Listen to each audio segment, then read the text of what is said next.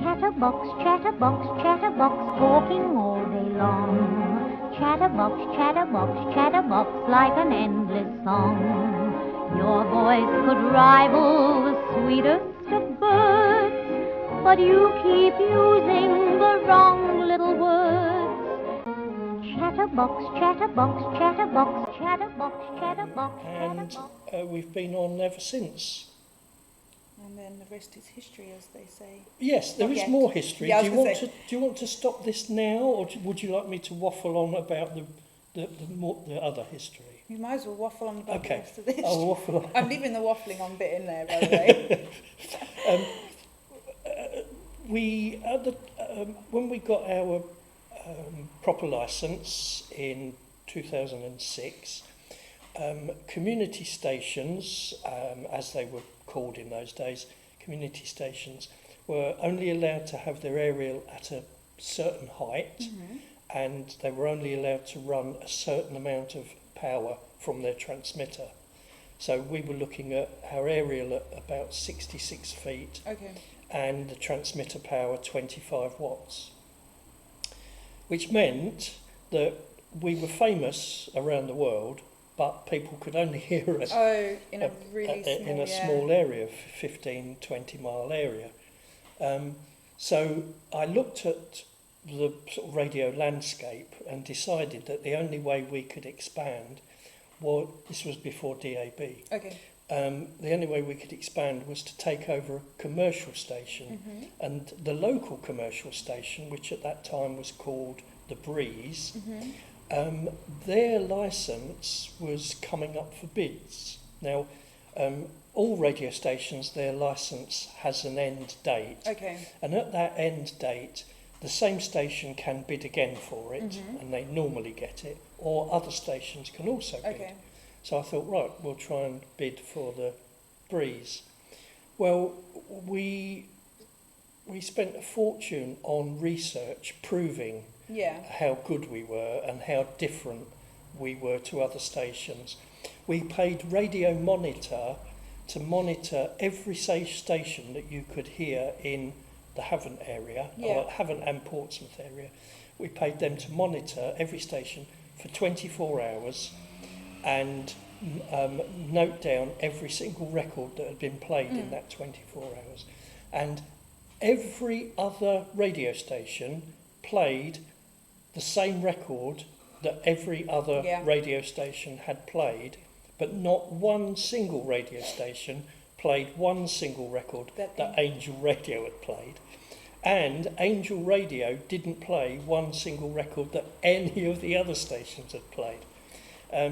So, just that bit of information proved that we were going to offer something different. Definitely. Anyway, the application went off. Normally, it takes about 3 months before you hear. It took ages and ages and ages. We just couldn't understand what was happening.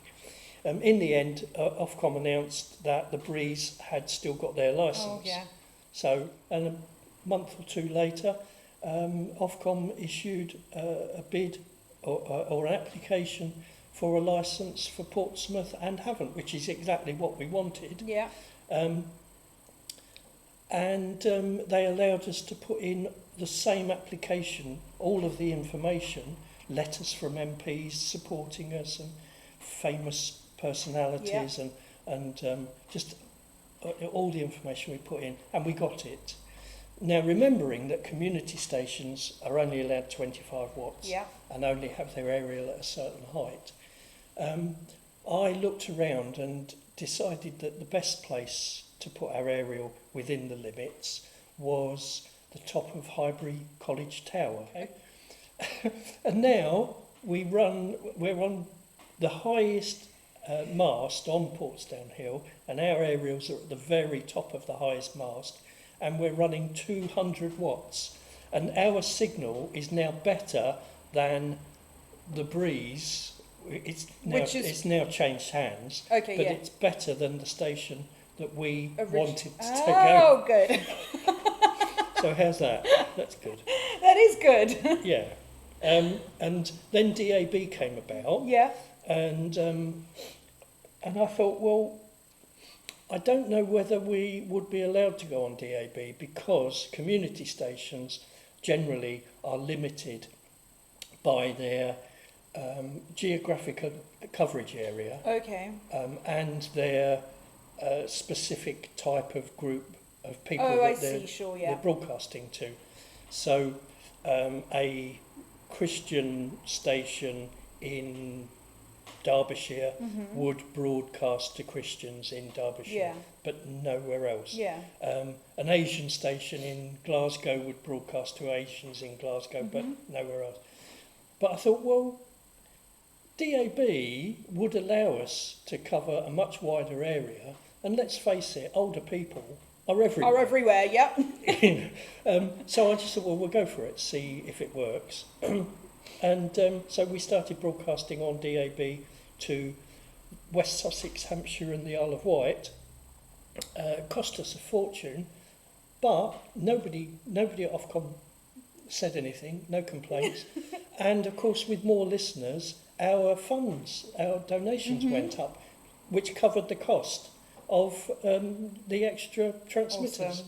So yeah, so that's about it really. That is a really good point about it being specifically for older people, but older people are everywhere. So I kind of get the idea of it being community, but community doesn't mean small. It It's just an means older specific. community. Yes. Yeah. And now, of course, we've got listeners all over the world. We did a survey, it must have been about 5 years ago, an internet survey, just to see where people were listening to us. We did it over a 24-hour period. And obviously, on the internet, most of our listeners are in the UK, Yeah. using things like Alexa or their Yeah. mobile phones or whatever. I was surprised because our second highest audience is second highest internet audience is Germany, and the third highest internet audience is the United States. I was really surprised by that. Now, I would have thought the United States would be more than Germany. Oh, well, I suppose it's bigger. So from that perspective, if you look at the size of the country, then There's that more is older really people- surprising. More Yeah. older people in the United States Yeah. than there are in Germany. Yeah. But evidently, after speaking to a German camera crew that came over to do a documentary about us, people in Germany really love the older music. Yeah. And in fact, a journalist that came over twice to do articles about Angel Radio, she lives in Hamburg, where there are clubs specifically playing old big band music. Oh, wow. So Wish we had some of them here. yeah. So Germany's a big place. Yeah, that's cool. That 24-hour survey showed us being heard in 119 different countries. Wow. Oh my gosh. Yeah. Well, I know for a fact people in South Africa listen, and I don't just mean my family, but I've just heard Sandy broadcasting. Somebody rang in that she's listening in South Africa. Yeah. So, Yeah. I had a call the other day. Hi, Tone. I'm listening in southern Australia. amazing. Awesome. And of course, we've now got presenters in different countries. Yes. We've now got Holger in Germany. We've got Roy in the United States, in Connecticut. Connecticut, that's it. So yeah, amazing. It is really exciting. And I did want to ask one more thing before we just quickly end this. We will do more with Tony, I promise, because he's got lots of interesting things to say. But I just wanted to ask, why is it called Angel? Okay, I was looking for an esoteric sort of name. For us less educated, what's esoteric mean? I wanted something that was sort of out of this world. Okay. I wanted something that was I don't know, in the air, airy-fairy. So I came up with Radio Gemini, Radio Andromeda, Radio Zodiac. Yeah. And in the end, Angel, it was my wife at the time, Lorna, said Angel. And I said, heavenly music, devilish fun. I love that. And That's really good. and it just sort of stuck. Heavenly music, devilish fun. Well, The only problem that I have, doesn't happen very often, but I do sometimes have people say, Oh, we didn't tune in at first because we thought you were a religious station. Yeah, sure. But we do have religious programmes on a Sunday morning. We have an old-style church service by retired vicars, especially for people who can't get out to the church of their choice. And we have a Salvation Army music programme. But the rest of the time, we're not religious. We're just old music lovers playing records for older people, or the millions of younger people that like old music.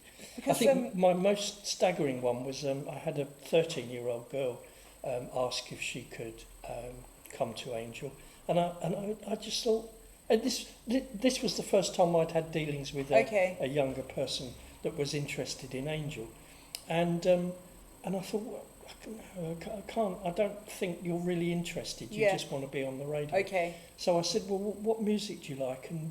And she said, Dean Martin, Perry Cut, and she listed all this. Yeah. So she'd and it turned out that her dad had us on every day, driving her to school. Oh, that is really nostalgic for her then as well. So Angel becomes the nostalgia rather than what Angel's playing. That's quite cool. Well, Miko, who's my youngest daughter, she came to visit and meet Tony, and she loves it here, and she is absolutely in love with the Andrews sisters and the Maguire sisters and Guy Mitchell, the one with the red feathers in her hair. She loves them. So, and she's only 9. We do have young listeners. And that 13-year-old then went off to university and used to text me at 2:00 in the morning. I'm in a club in Brighton and I've just got the DJ to put on Dean Martin. Amazing. Which is just brilliant. I had a young lad wander in once, because when we had more receptionists, we had the shop open more, and people just used to wander in. I had this young lad wander in once, and he just sort of stood there looking vacant. I thought he was on drugs or something. And I said, "Can I help you?" And he said, "Oh no, it's just that my granddad's just died, and he loved Angel Radio, and I wanted to see what it was about the place that he loved." Oh my gosh. So, yeah. And I had a group of 1920s jazz enthusiasts, youngsters, turned up from London one day just on spec, hoping that we'd be open. Amazing. Yeah. Well, we've already had a couple of people walk in this morning, haven't we? Just sort of trying, they like seeing if we're open, and then we ended up giving one of them a tour of the studios, both the studios. So it is definitely worth trying your luck if you want to come down, see the studios, meet Tony, perhaps give a donation for the next Pay to Play Day. Yes. No, there's an idea. Yes, that's a really good idea. When is the next Pay to Play Day? Do we have a date yet? I was looking at late October. Okay. Probably.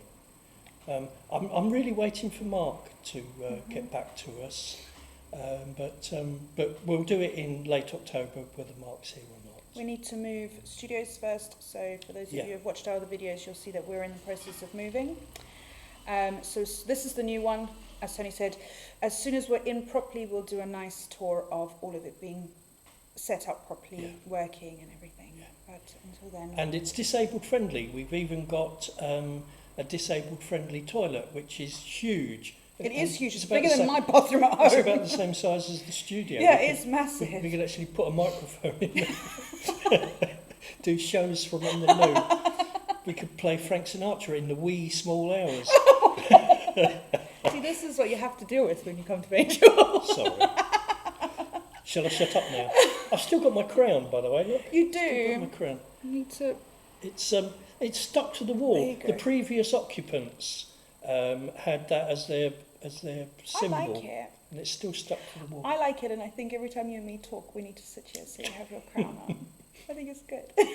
Right. Thank you guys so much for listening to this video. This is probably going to be part 2 because we always end up talking too much. But I really hope you've enjoyed it. And please go watch all our other videos. And please like, subscribe, and definitely tune into the radio station. All the details of where you can tune in DAB, FM, and online will be in the description box. And they're also on the website angelradio.co.uk. Awesome. Or you can find us on Facebook. Yes. there's loads of places you can find us.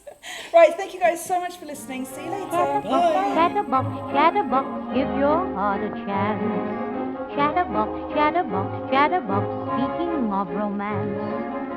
How's about saying I love you, I do? There'll never be a chatterbox like you.